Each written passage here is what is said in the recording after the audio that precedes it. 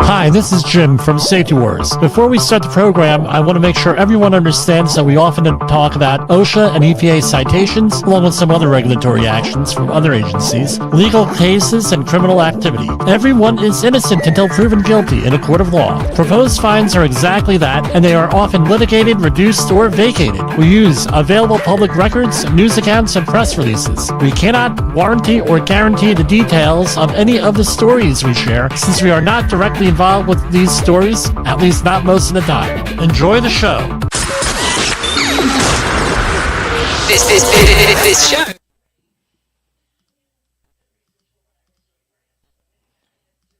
is brought to you by Safety FM.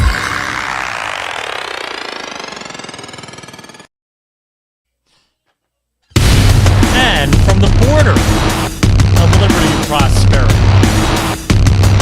and the highway to the north, this is Safety Wars for Tuesday, May 7, 2024. I was busy doing play-by-play in Little League last night. We got roped into it. That over. Basically, what the policy is that you have to have someone doing play-by-play and operating the scoreboard, otherwise you're forfeit. So it was my turn. I said, I'm not so good on the scoreboard. One of our listeners used to be Pastor Sadler. He'll listen to Kill You. He used to be the scorekeeper at New York Giants before they redid the stadium. So right around that time he was getting ordained and everything. By the time they built the stadium, they didn't need it. Oh well. We love going to the football. It's been a huge football fan. So we do have some new software as promised. And we also have some new features we're going to put in here. And everything's going good. Ever had one of those days where the computer just doesn't do what it wants to do? That was the school. We have one of these forced updates. Some software this morning, a very well-known piece of software, then all of a sudden nothing worked when I needed it. Very frustrating. So we ended up having to reboot, repent, starting over, erase everything, start all over, and we ended up okay. We were successful. But anyway, that's on some stuff, just it happens. What are you going to do about it? So try to be a professional. We have some more new features here, so here we go. Welcome to Safety Wars News for May 6, 2024. I am Oliver S. Rodowisco reporting. Midwest bread supplier safety violations. An investigation revealed that a Midwest bread supplier in Sun Prairie, Wisconsin, violated workplace safety regulations after an employee suffered disabling injuries in October 2023. Back wages recovery for Lansing Group Home employees. The Department of Labor recovered in back wages and damages for 4 employees denied minimum wage and overtime by a group home operator in Lansing, Michigan. Funding for dislocated workers in Maine. The Department of Labor awarded $696,000 to Coastal Counties Workforce Inc. to continue providing employment and training services to workers affected by layoffs in 6 counties in Maine. Chicago medical glass manufacturer safety failures. A follow-up inspection at a medical glass manufacturer in Chicago Heights found repeat violations in machine safety procedures, endangering worker safety. Youth Apprenticeship Week initiative. The Department of Labor announced the first annual Youth Apprenticeship Week to celebrate the benefits of registered apprenticeships as pathways to good jobs, with over 320 events planned. April 2024 Employment Situation Report. Acting Secretary of Labor Julie Su highlighted the addition of 175,000 jobs in April and a stable unemployment rate of 3.9%, marking a prolonged period of low unemployment. Child labor violations in California's poultry industry. The department settled one of the largest wage violation cases for U.S.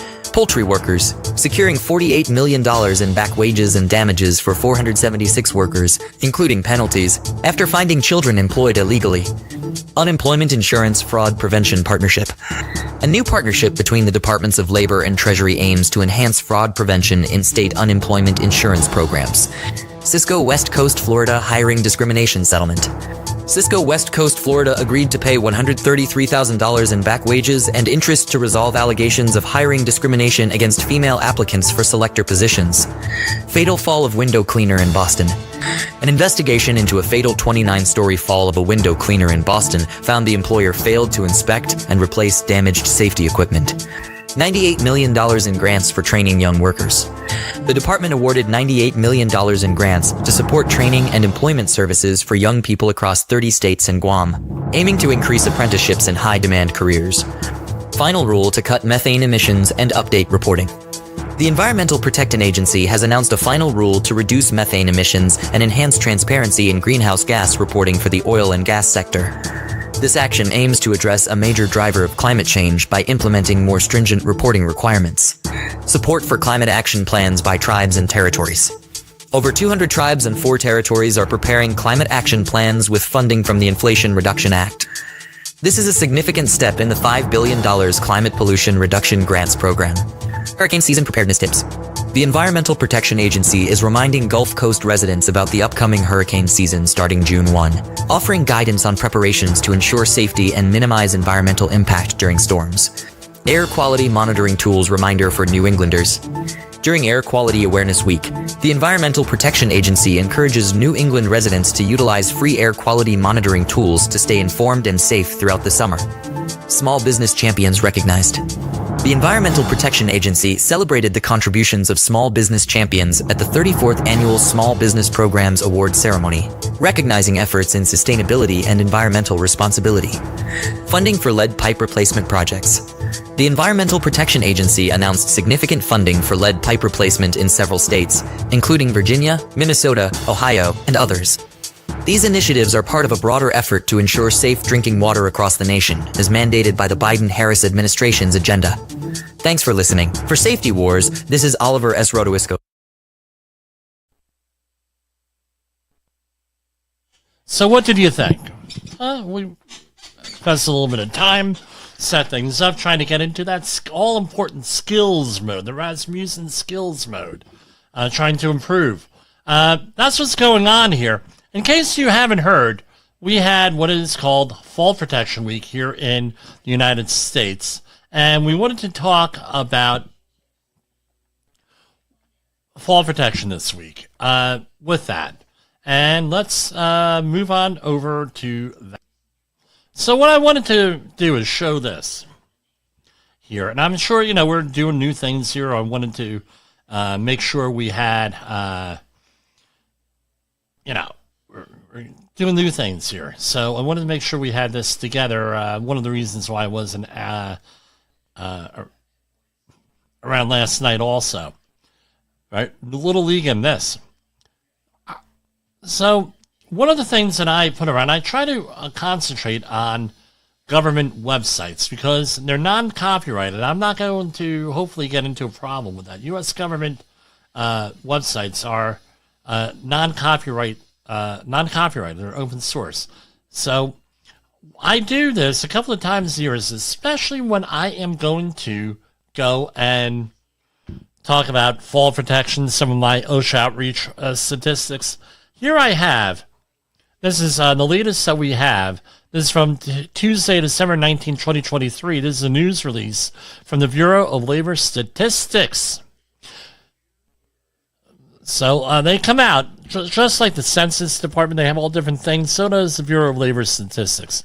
So there were 5,486 fatal work injuries recorded in the United States in 2022, a 5.7% increase from 5,190 in 2021. The U.S. Bureau of Labor Statistics reported today. The fatal work injury was 3.7 fatalities for 100,000 full-time equivalent workers, right? And now they show here in chart number, the total number of workplace injuries. We see here in 2020 that COVID dip, right, on there. And over here we have the same thing, fatal work injury rate per 1,000 full-time employee workers. And that was up from 2013 to 2022. Again, we had that little dip there in 2020. So here we have. A worker died every 96 minutes from a work-related injury in 2022. compared to 101 minutes in 2021. So things went up. Fatalities due to violence and other injuries by persons or animals increased 11.6% to 849 in 2022 compared to 761 in 2021. Homicides accounted for 61.7% of these fatalities, with 524 deaths, an 8.9% increase from 2021. And some of the new things that have come in there: unintentional overdose. Here we have workers in transportation and material moving occupations experienced 1,620 fatal fall injuries in 2022. The next highest was construction and extraction workers with 1,056 fatalities. Here we have going on here.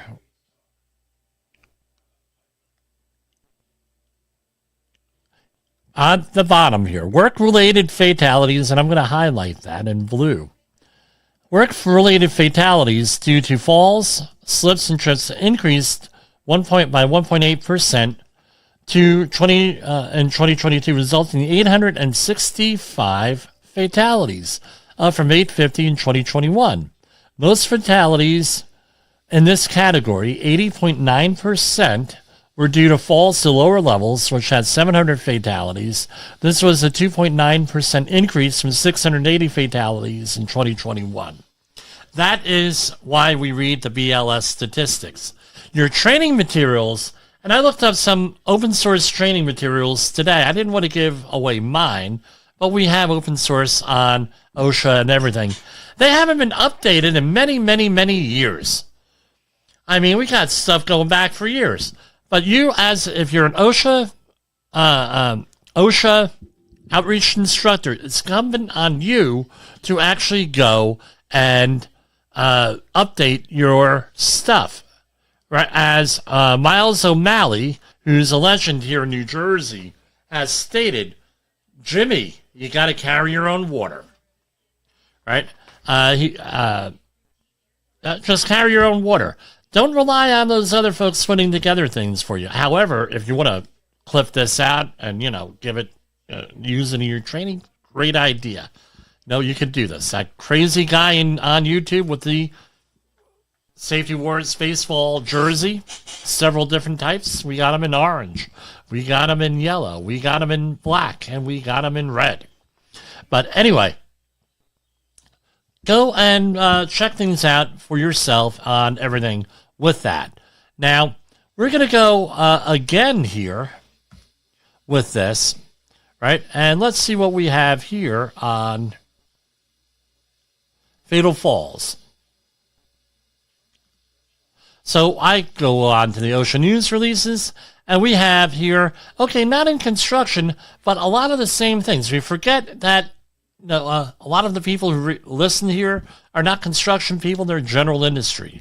So here we have a Department of Labor investigation of Boston window cleaner's 29-story fall finds the employer again failed to inspect replace protective equipment. So we covered some of this the other night. We're going to cover it again here. The employer failed. Here we go. OSHA's investigation determined that the employer failed to adequately train employees on how to inspect ropes for maximum allowable wear, to recognize defects and conditions that warrant removal from service, and on proper use of the rope descent system.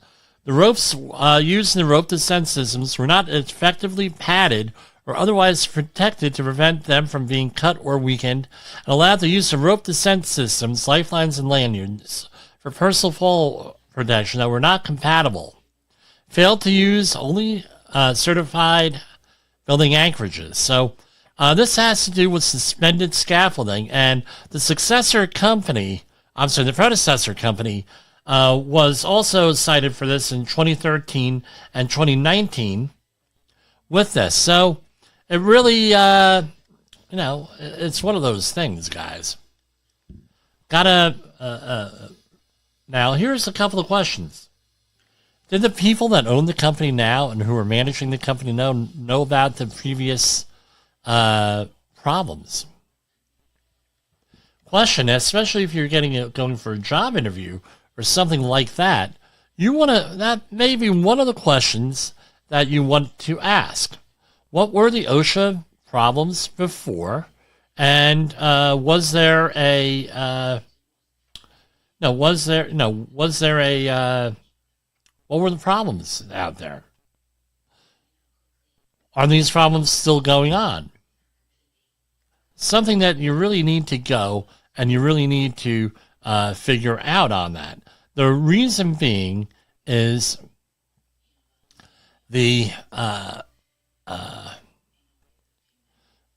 you get caught up in this.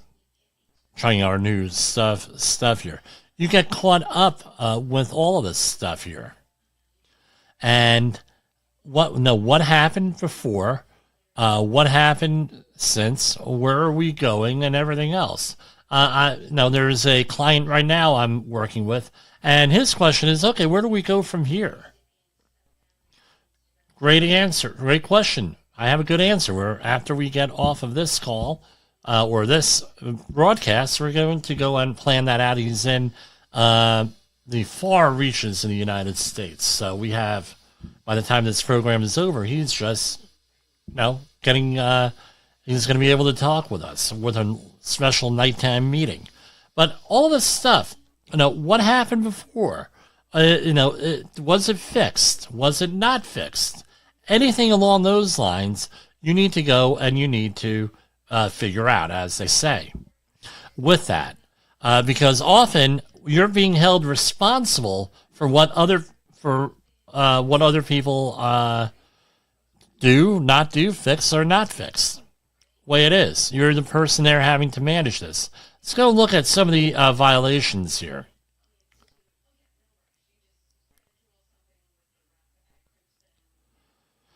Again, everyone's innocent till proven guilty in a court of law.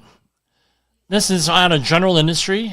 The employer did not ensure that no employee uses any anchorage before the employer has obtained written certification. So you need to have written certification. That's $11,500. Don't certify it yourself. You got to get written certification from somebody else, or a competent person or a qualified individual, somebody with that. So employees are exposed to fall hazards while conducting window cleaning activities are tiled off to guardrails on a roof deck instead of approved anchorages. Those guardrails are only approved for up to 200 pounds, not any too much more. Citation 1, Item 2, the employee did not train anybody for fall protection systems on anything. You're all basic stuff. So what happened on October 23rd, the employer did not adequately train employees in the appropriate methods for inspecting personal fall arrest system lifelines and recognizing excessive abrasion or cut braids, which require ropes to be removed from service. And employees were not adequately trained to only use the installed and certified anchorages provided as the building owner's plan, not to deviate the use or use other structural members. This was $16,131. Citation 1, Item 3, the employer did not ensure that ropes, belt, and lanyards used for PFA, personal fall arrests, were compatible. On October 23rd, 2023, an employee fell to their death while conducting window cleaning operations with a rope that was not compatible with the rope grab. So, what does this mean? All right, what does this mean? So you have, let's get this. You have a rope, and you have a rope grab. And some people may call them a belay, but a belay is a little bit different. So what this is a connection onto the rope, and when you fall, it acts as an anchorage point. And we'll get into equipment later this week. We're going to talk about fall protection a little bit every week here. And what happens a little every day this week. And what happens is as you descend, it locks in place, and it does, and it, right? And it, so you can't fall. Now, these are rated for certain things. So, for example, they're usually rated for a 3/4 inch rope or 5/16 or 5/8 inch rope. Somewhere in that range, or 7, right? It's all in there. It's all over a 1/2 inch, depending on the manufacturer, the system you have, everything else that goes into that. Now, if you use a larger rope grab that's meant for like a 3/4 inch rope on like a smaller rope, guess what? It's not going to grab and you're going to fall to your death like this poor soul seems to have done here. So that's basically what they're talking about there. And 16,131, they got them for maximum. The employer did not ensure that ropes, belts, lanyards, lifelines, and harnesses used for personal fall protection are protected from being cut, abraded, melted, or otherwise damaged. I'm getting attacked by a cat here. Yes. Okay, buddy. Yeah, I think he wants to go on the air.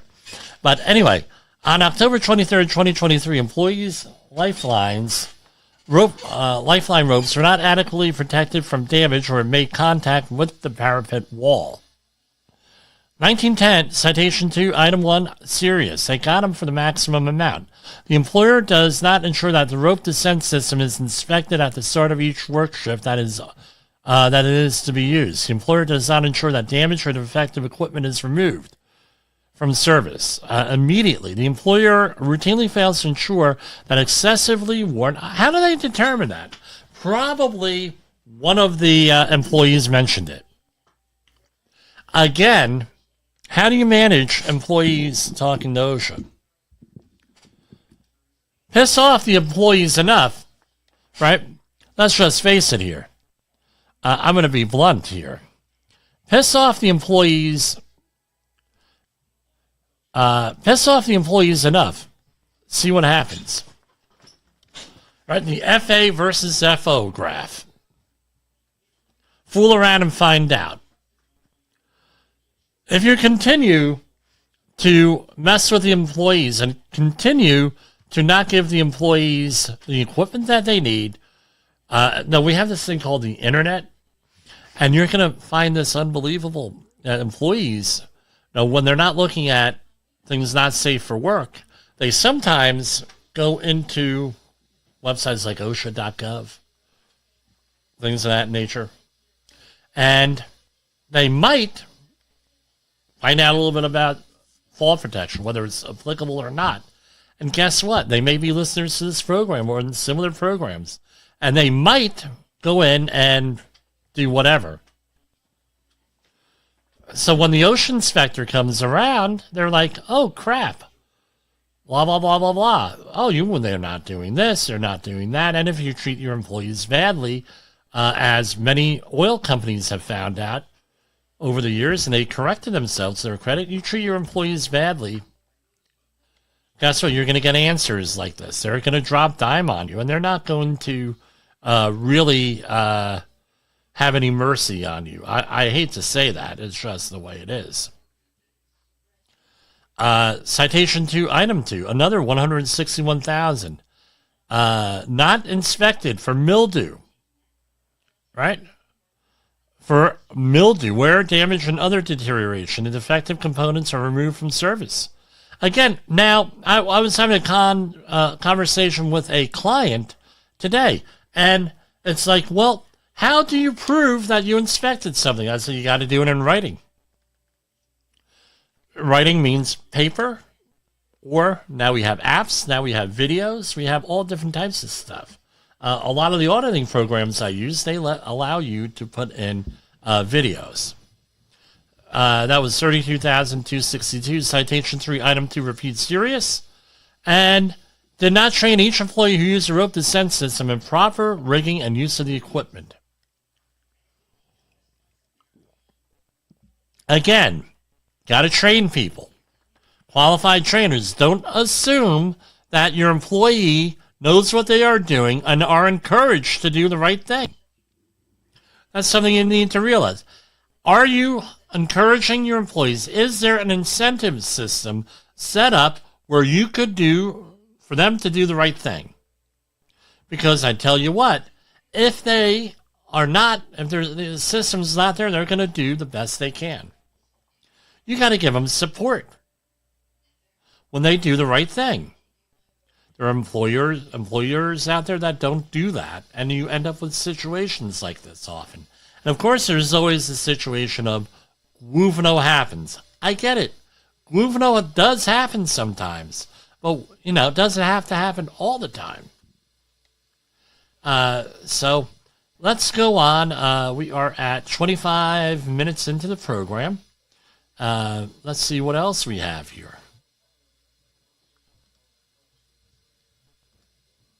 Department of Labor investigation into visiting nurses that finds home care agency failed to protect workers against workplace violence. This has been an ongoing issue now for several years. I'm not going to... Let's see what the citations are here. I wasn't going to put these up, but let's try it out. Let's see what we got here. And this is from up in Rocky Hill, Connecticut. Going down. Citation 1, Item 1, General Duty Clause.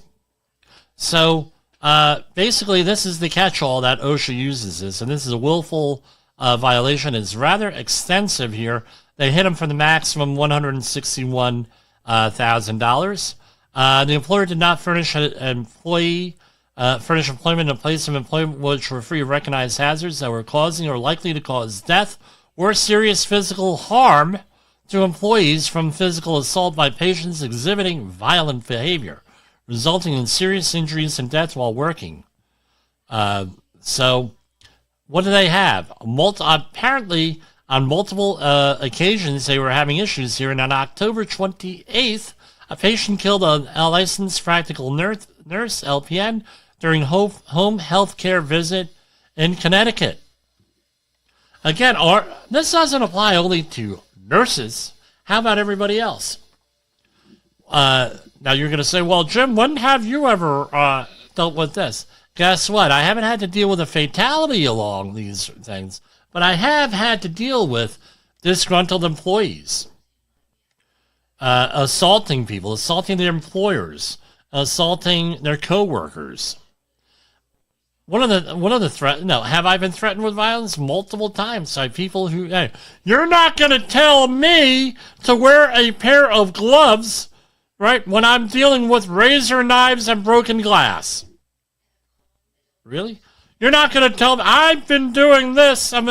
This is what goes on out there, guys. And here we have a lot of stuff. So OSHA not only has to tell you, hey, this is where you fouled up when it's a general duty clause thing.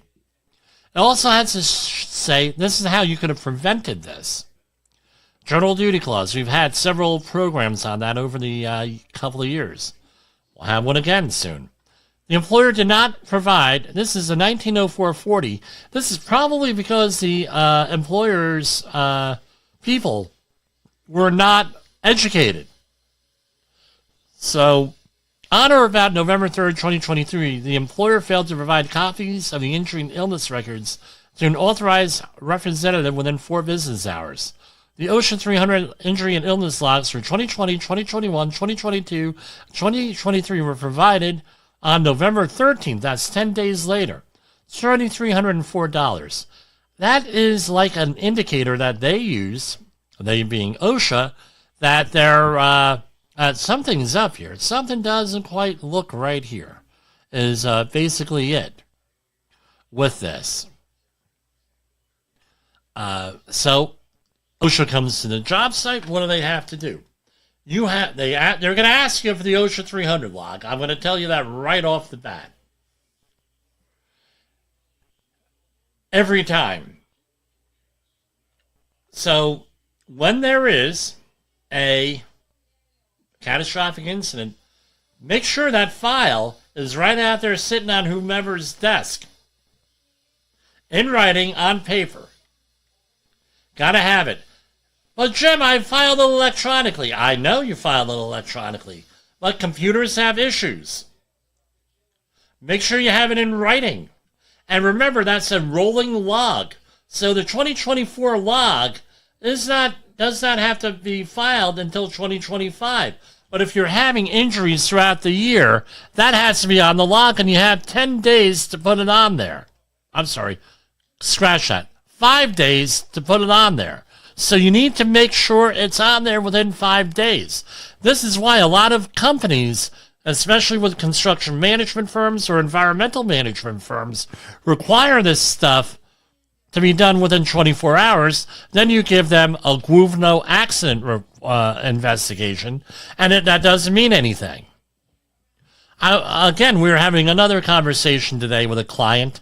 Well, how do we do, Jim, is there a course that'll teach us everything we need to know about accident investigation? And my answer is no, there's not. Because you have to have someone who is curious, intellectually curious, to go out there and do the accident investigation. It's like this. A couple of years back, I had someone call me up and say, Jimmy, there was a horrible accident here, but and it turned out it was horrible for the person, obviously, right, in point of view. But we need to have an accident investigation done. Here, fill out this form. They give you a 1-page form, right? And that 1-page form, look, if you're looking for a 1-pager, I'm not your guy. Can I do a 1-pager? Absolutely. You want an investigation that's going to find out what the actual cause? We're not talking root cause analysis. Yeah. The root cause analysis are very subjective. Believe me. I hear root cause analysis and I'm like, okay, here we go again. Oh, then the root cause is always the employee not doing anything. So we ended up going and say, well, if you want an accident investigation or you want a 1-pager? I don't do 1-pager. You want the full-blown thing? Yeah, go ahead. Well, we took about a week, and we filed our paperwork and everything else. So there were certain ways you could do this, and I could explain that to my client today. There are certain tricks to the trade for doing this accident investigation, and you come out at the end of when I filed it, they were all aggravated because it took a week to do an accident investigation. Well, guess what? When they got it, they were like, oh, wow, this tells us all different kinds of information about our company, where we need to go, how we do it, what caused the accident. And guess what? They felt that the accident cause was the person was not wearing goggles. We all know on the hierarchy of controls that those goggles are not necessarily the end all and the be all. They're the last line of defense. There were like 9 different things that happened prior to that thing. Oh, it wasn't wearing goggles. That's like the last thing. Now you got to worry about the person wearing the goggles, the appropriate goggles, right? Again, they didn't have access to an eye wash immediately. All this other stuff going on. There's a lot that went on before that. So don't think, chemical burns to the eye, goggles, chemical goggles. Doesn't necessarily mean that. So you got to do the entire investigation. Now is the bottom of the hour news, and we're going to go there right now. And I did not do a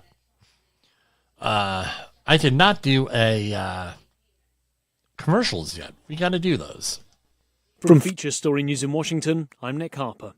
The adult film star at the center of Donald Trump's hush money trial has begun testifying in a New York court. Stormy Daniels has been recounting her affair with the former president, something that Trump himself denies. He's accused of falsifying business records to cover up the relationship ahead of the 2016 presidential election. FSN's Sally Patterson has more from outside court in Manhattan. Trump's side really are going to try and discredit Stormy Daniels' testimony in this case, and so what the prosecution is really trying to do is show what an intelligent and achieved woman she really is. So she talked about the fact that she was awarded a scholarship to go to veterinary school, but she said she wasn't actually able to attend because of the cost, and she then from there went into adult films.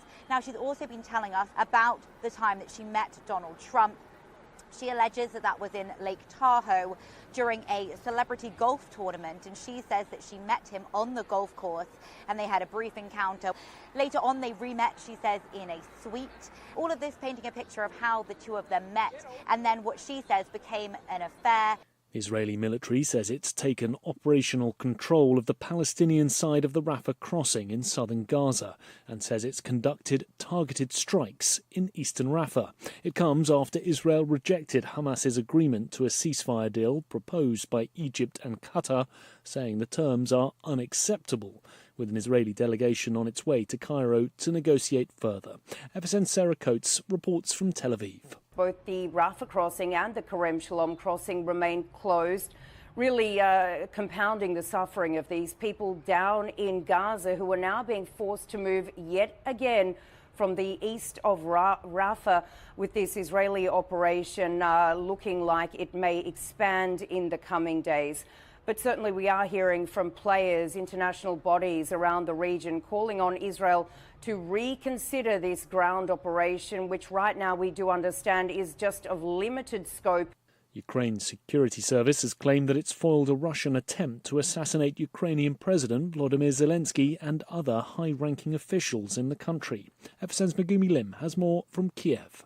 The SBU, which is Ukraine's security service, said it had uncovered a network of Russia's Federal Security Service agents who were preparing an assassination of President Zelensky, along with SBU Chief Vasyl Maluk and Ukraine's military intelligence head Kyrylo Budanov.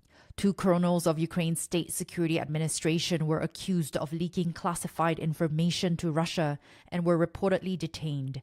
Maluk, the SBU chief, said the attack, which was supposed to be a gift to Russian President Vladimir Putin for his inauguration, was a failure. From bureaus worldwide, this is FSN. With FSN Spotlight, I'm Simon Marks. It was a former US President, Harry Truman, who once said, "If you want a friend in Washington, get a dog."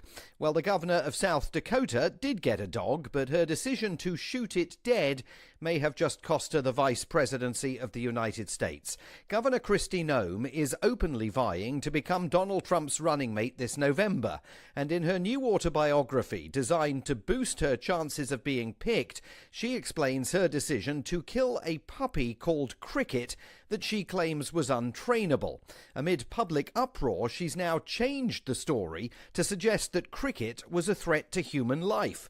At least that's what she told Fox News. It was a dog that was extremely dangerous, and I had a choice between keeping my small children and other people safe or a dangerous animal, and I chose the safety of my children. There is more. She also claims in her memoir to have met North Korean strongman Kim Jong-un, except she now concedes that meeting never occurred and is blaming her ghostwriter for that false claim. Influential Republicans, like the former Speaker of the House of Representatives Newt Gingrich, say there is now no possibility Governor Noem will become Donald Trump's running mate, and it was notable that she did not attend in person a fundraising event over the weekend at which the former president appeared to be assessing some figures on his vice presidential shortlist.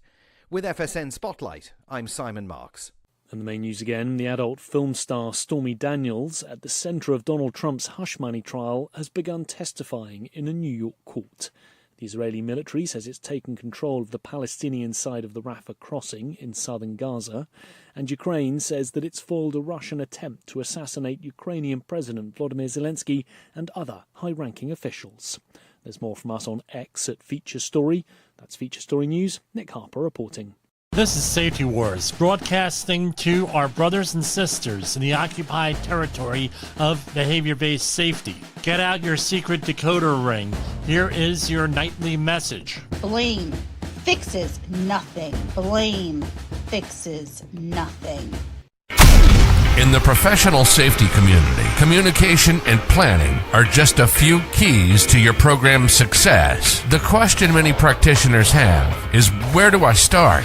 Dr. Jay Allen, the creator of the Safety FM platform and host of the Rated R Safety Show, has built a global foundation to help you along the way. Go to safetyfm.com and listen to some of the industry's best and most involved professionals, including Blaine Hoffman with the Safety Pro, Sam Goodman with the Hop Nerd, Sheldon Primus with the Safety Consultant, Jim Poesl with Safety Wars, Emily Elrod with Unapologetically Bold, and many others. As individuals, we can do great things, but as a team, we become amazing. Dial into safetyfm.com today and surround yourself with a powerful force of knowledge and support.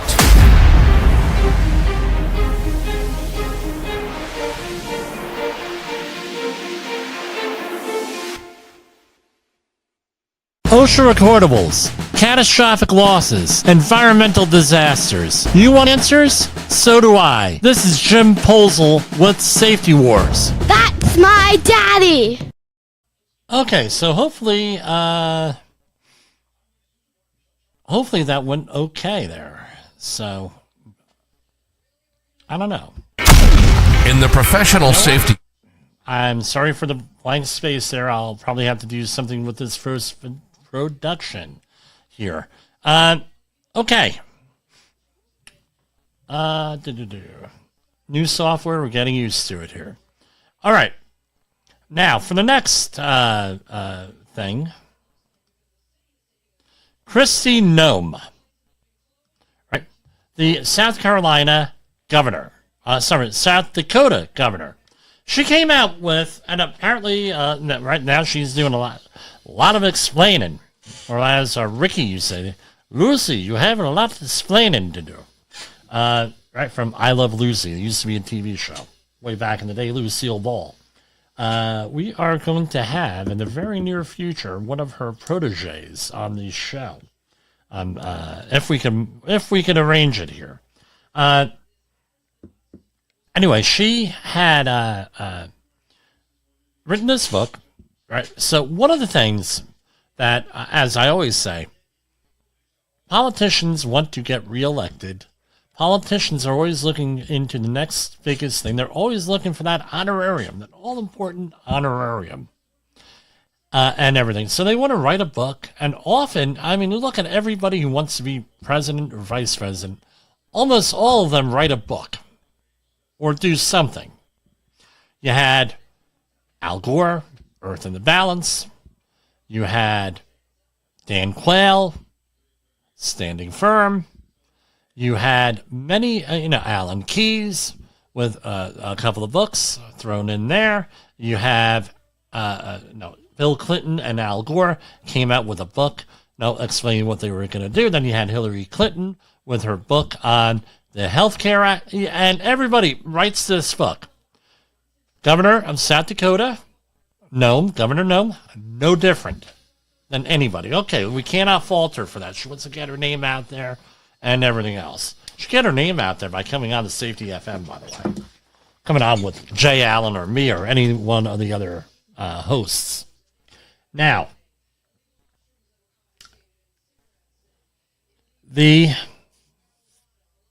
let's talk about it.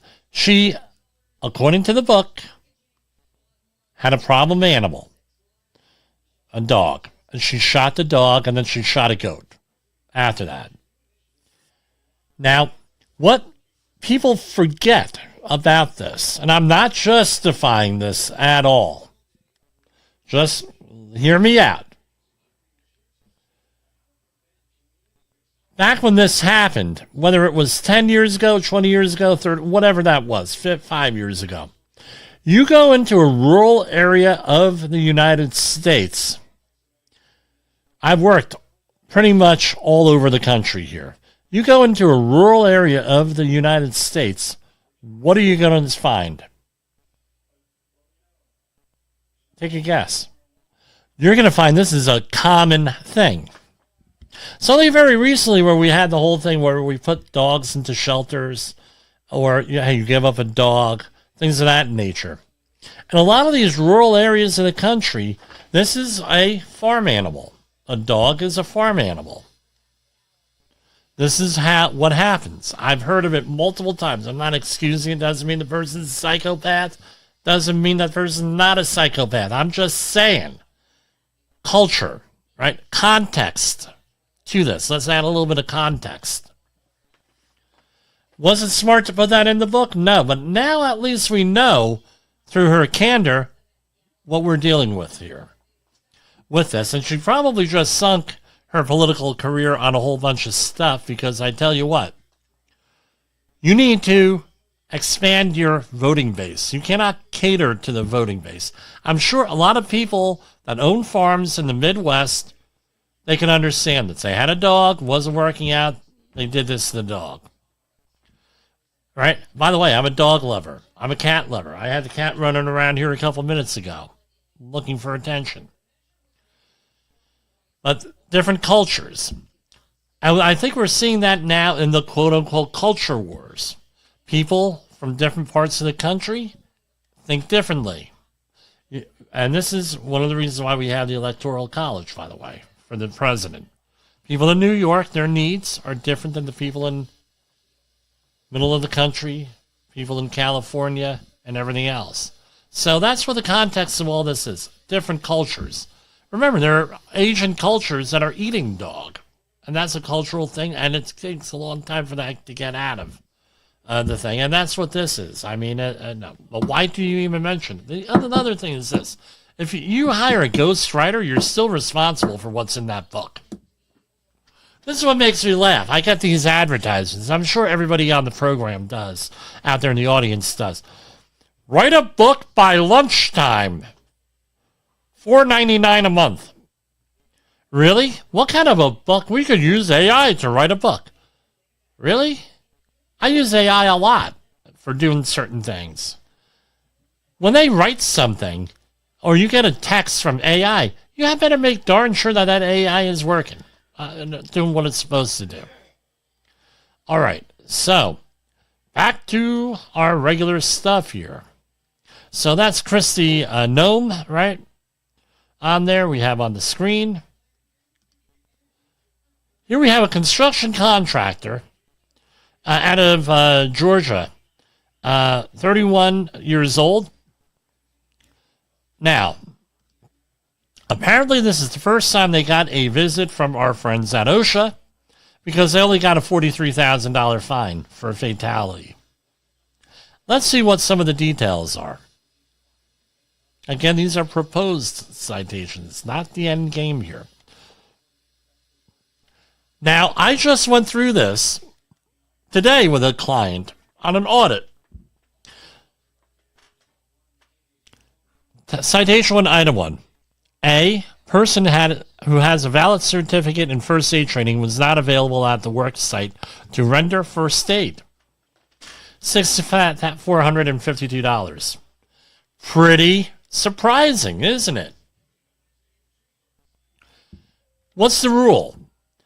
Basically, it's from a letter of interpretation, and it essentially says this. If you cannot effectuate medical attention within 3 to 4 minutes, right, you have to have something available on site. First aid, CPR.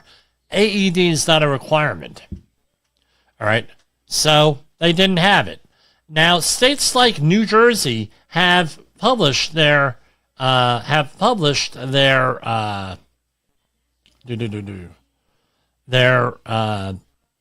response times on the internet. All right, so every month you get it. Maybe they're like a month behind, but you get it for every month what the basic life support response time is. I can tell you anywhere in New Jersey, you're not going to get that response time unless it happens right in front of the EMTs or a fire department or something like that. With that. So now we had a situation a number of years ago. True story. Absolutely true story. One of my clients and their employee fell through a roof. Wasn't really anybody's fault on this one. And again, remember, blame fixes nothing. HOP Principle 2, you heard it, you were supposed to hear it at least on the commercial. The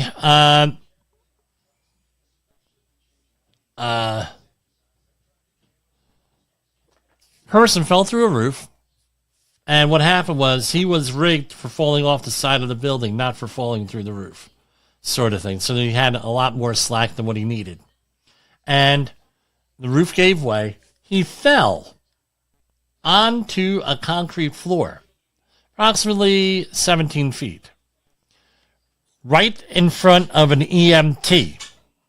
There are two things that saved his life.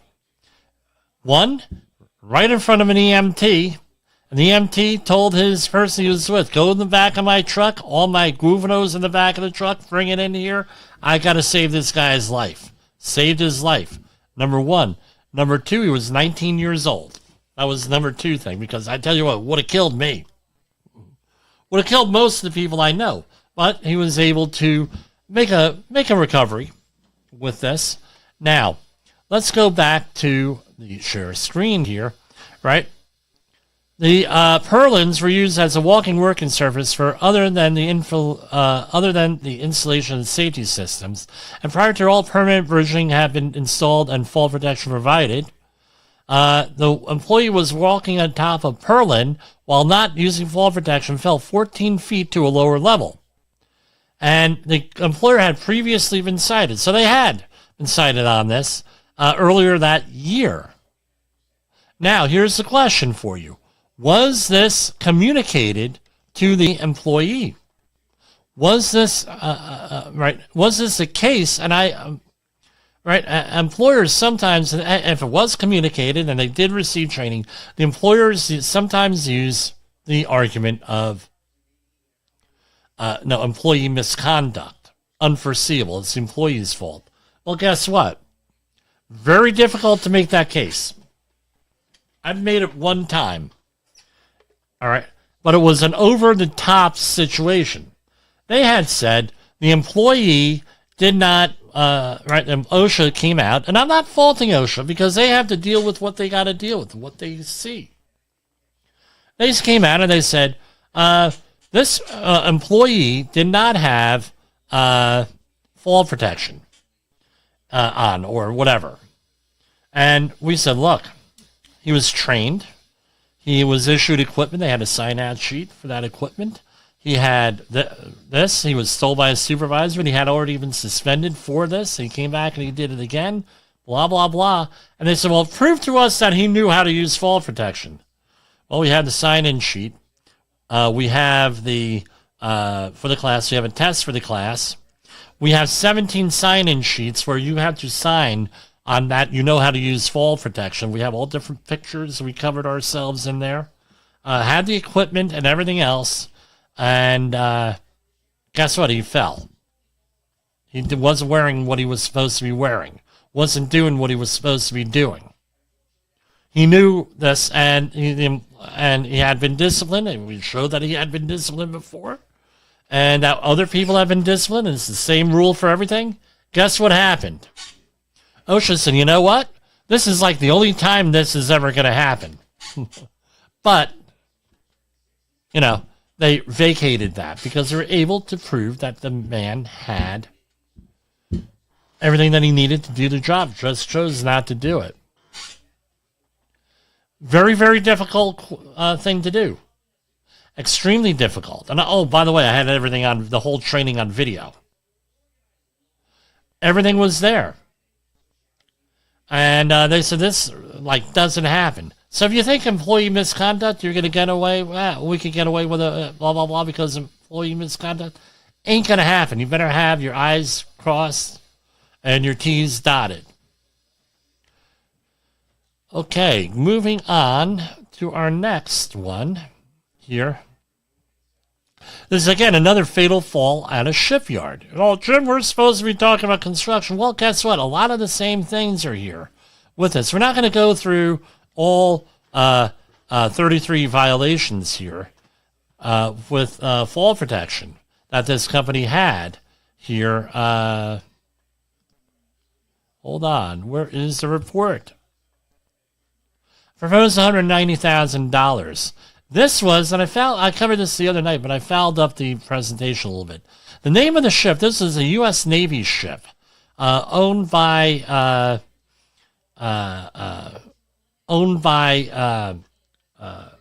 probably the Military Sealift Command sort of thing, is what I'm thinking. I don't have the history of this ship, but it was the USNS First Lieutenant Jack Loomis. That's the name of the ship. And what did they get him on? Lack of lighting. This is one, and it's a shipyard standard because it's 1915.82 on here. Let's see if I can highlight that, right? So, not letting me highlight, but that's fine. 1915 is shipyard, 16,131. Inadequate lighting. Citation 1, item 2, lack of hard hats. Citation 1, that was 16, 12,676. Citation 2, item 1, willful. Again, on a shipyard, this is what's confusing. General industry, 4 foot. Maritime marine terminals, 4 foot. construction 6 feet or higher, you need fall protection of some sort. A guardrail, something. Scaffolding, 10 feet. Shipyard, 5 feet. So, again, not there, right? Employee fell, apparently, $161,323 and 1910.305. It was extension cords were for string lights were no tension relievers on there, $0 for a grand total of $190,000. So that's basically it on that. With this, what do you guys think? What do you folks think? You know, this is a pretty fouled up situation here. So with all this stuff, we'll be talking about fall protection every day here. With this, we didn't cover some stuff. We'll get to it tomorrow or next time for Safety Wars. Let's do some more commercials. In an unpredictable world, one voice rises above the chaos. Meet Jim Poesl, a seasoned safety expert who's navigated through some of the most dangerous scenarios, from anthrax, explosive cleanups, disasters, and numerous environmental cleanups, and lived to tell the tale.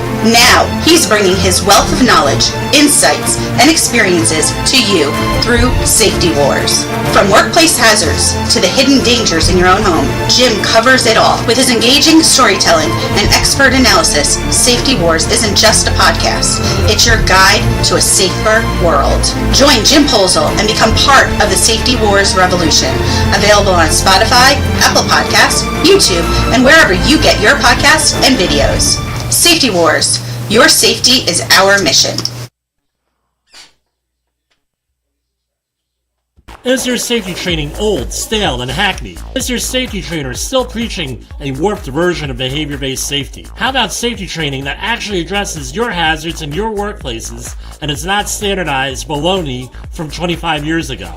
Contact the Safety Wars team at safetywars.com or call Jim Poesl at 845-269-5772. Remember, if you're receiving this message, you are the solution to unsafe workplaces.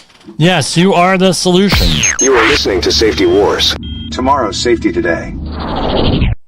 All right, I want to thank everybody for hanging in there, bearing with me with all this craziness and everything else that we do here. We'll see you back tomorrow. It's still not too late to give us a call at 845-269-5772, where we talk about your fall protection week. Again, make sure you have those stand downs and everything else that you need for Fall Protection Week.